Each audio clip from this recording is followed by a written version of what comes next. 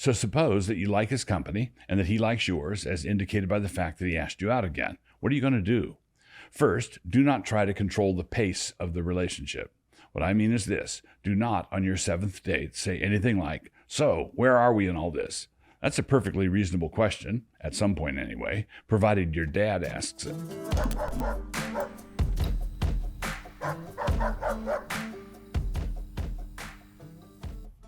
The Kill Switch and the Steering Wheel. Wednesday, August 24th, 2022. Dear Darla, so in my last letter, I concluded with a reference to you meeting a genuine prospect, and I believe I even used the word eventually. And now your mother has informed my wife that this may have happened. So, what's his name? My only concern here is that it not be Murgatroyd. That should be a deal breaker. So, as you're already corresponding with your favorite uncle, I take it that you are not averse to a little avuncular advice. When you are all by yourself, unattached, boys as a topic is kind of out there in the abstract. And when you are married, Scripture sets down a very clear pattern for life between the sexes. But how are you supposed to behave when a guy has asked you out a few times? What are the rules? There used to be shared cultural standards for dating and courtship, but those are largely gone now. This has been a function of the sexual revolution, the invention of the automobile, the sheer number of people in the country, the result of various subcultures jostling around, and different movements and fads within the church, which in their turn have led to different emphases that different families have. And so there you are, wondering what the expectations are. Don't worry, for you right now, they're reduced to just a few principles. I heard that this fine young gentleman has already called your dad and has been given certain parameters by him. And I trust that your father has also talked to you about various challenges that I touched on in earlier letters, the need for guarding your heart, not daydreaming, and so on. That's all good, and if you want to, it might be helpful if you went back and reread those letters. But here are some fresh observations for you, given the new circumstance you are in. I have one central thing for you this time, although I'm sure there will be enough for a few more letters later. This topic has to do with realizing that this young man you are going out with has no actual authority over you. He is taking you to a restaurant, and that does not make him your head. But at the same time, if the relationship gets a bit more serious, both you and he need to be mindful of the fact that he is quote-unquote trying out for the part of becoming your head. So how do you treat him in the interim? Before there is a covenant, you are the final authority over whether there is even going to be a relationship at all. After a covenant is made, he becomes the final authority in the relationship. And navigating that transition can be pretty tricky. So suppose that you like his company and that he likes yours, as indicated by the fact that he asked you out again. What are you going to do? First, do not try to control the pace of the relationship. What I mean is this: do not, on your 7th date, say anything like, "So, where are we in all this?" That's a perfectly reasonable question, at some point anyway, provided your dad asks it. So the issue is not whether you need that information, you might well need it, but rather the question is whether you are in charge of extracting it. You are not. When a guy asks a girl out, whether it is for a first date or for the 20th date, she can say yes or she can say no. That is fully her prerogative. What she shouldn't try to do is get control of the agenda and then try to chair the meeting. But she is in charge of whether or not there's even going to be a meeting. She determines that by saying yes or no. But the fact that you have the kill switch does not mean that you should have the steering wheel. And many girls make that mistake. Let him have the steering wheel, and if he needs help steering, involve your dad. You should just sit in the passenger seat looking cute.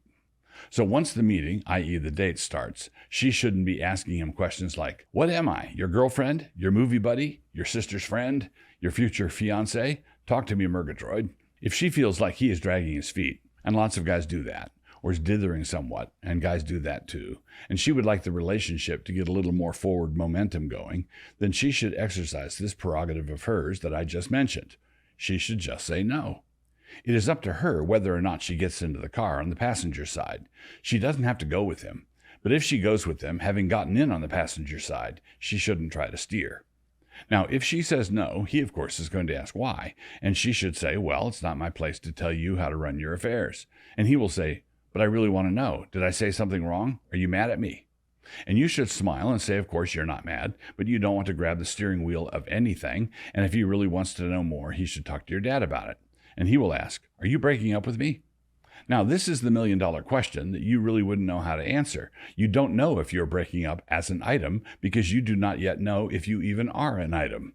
That is why you felt enormous internal pressure over that coffee to say, "Hey, are we an item?" That is you taking the initiative, you taking the lead, you taking the position of the head. don't do it. If he asks you to go with him and you want to, then go with him. If he asks you to go and you don't want to, then don't go. But here's where the rub comes in.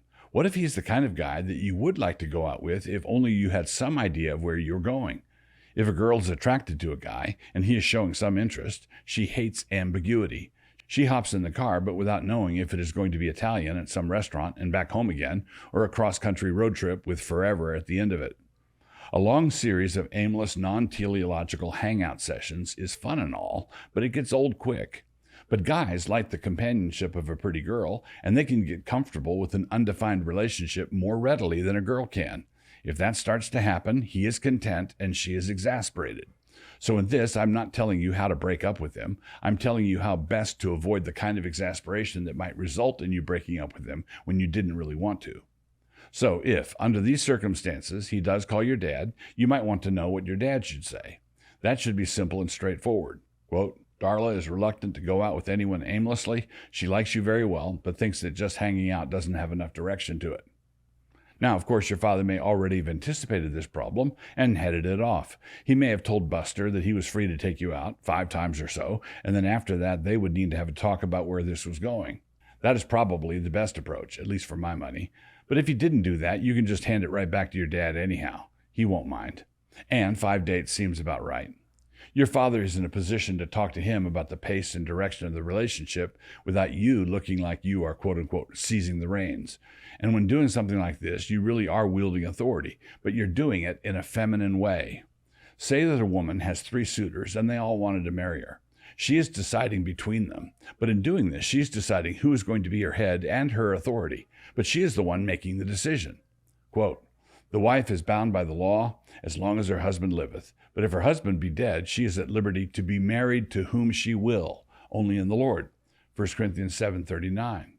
If this woman referred to in 1 Corinthians marries a particular man, then she would be called by the standards of Scripture to be submissive and obedient to that man. But she is the one who makes the selection. The metaphor might be off-putting to some in these our feminist times, but a marriage is a little kingdom, and the husband is a little king. Once married, he is the king of that little kingdom, and his decisions have real authority.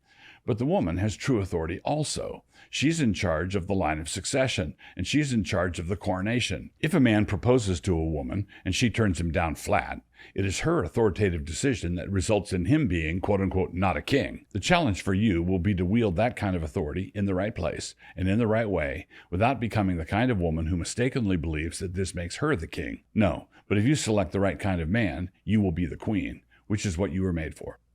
Your Uncle Douglas. So, thanks for watching our content. We really appreciate it.